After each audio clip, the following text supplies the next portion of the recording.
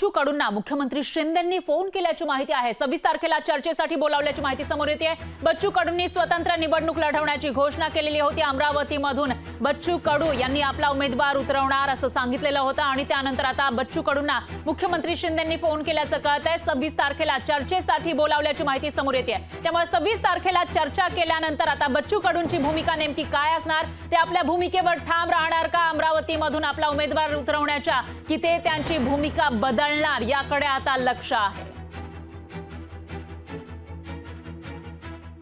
शिंदे साहेबांचा फोन आला, 26 ला त्यांनी बोलावलं, तेव्हा आम्ही जाऊ।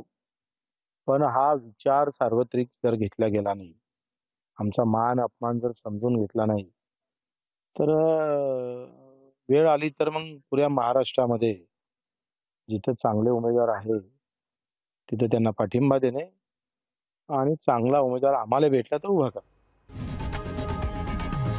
लोकशाही मराठी ऐका, पहा, जागरूक रहा।